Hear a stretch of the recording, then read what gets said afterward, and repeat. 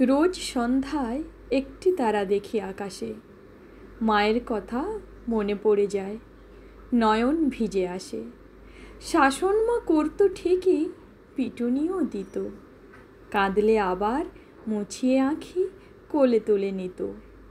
সিঁদুর রাঙা ললাটে যেমন প্রভাত সূর্য ওঠে, আমার সোনা মায়ের মুখটা দেখে দিনটা যেত কেটে।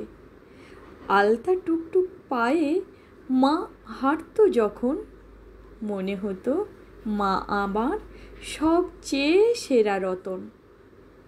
একদিন আকাশে উঠল ঝড়, হারিয়ে গেল মা যে, আমার মমতাময়ী মা চলে গেল ওই আকাশের কোলে।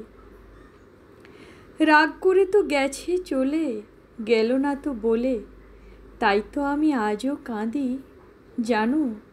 শুকতারা স্নেহময়ী মা যে আমার হয়ে গেছে ওই আকাশের তারা।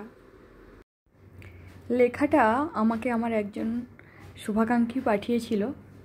ওর মা নেই, ও বলেছিল যে আমাকে আমি যদি কোনো সময় মায়ের কোনো কিছু পাঠ করি যেন এটা করলেও খুব খুশি হবে। লেখাটা ওর কিনা আমি জানি না, তো যেই লিখে থাকুক লেখাটা খুব সুন্দর। আর আমি এই ছবিটা এঁকেছিলাম হসপিটালের বেডে বসে বসে। ওই দিন মাদার্স ডে ছিল, কিন্তু পুরো ছবিটা সেদিন কমপ্লিট করতে পারিনি, তাই আজকে কমপ্লিট করে ভাবলাম যে ওই লেখাটার সঙ্গে অ্যাটাচ করে দিই, খুব ভালো লাগবে, তাই আমি করে দিয়েছি। তো কেমন লাগলো সবাই আমাকে জানিও কমেন্টে। আর সত্যি মা না থাকার যে কষ্টটা, মা কিংবা বাবা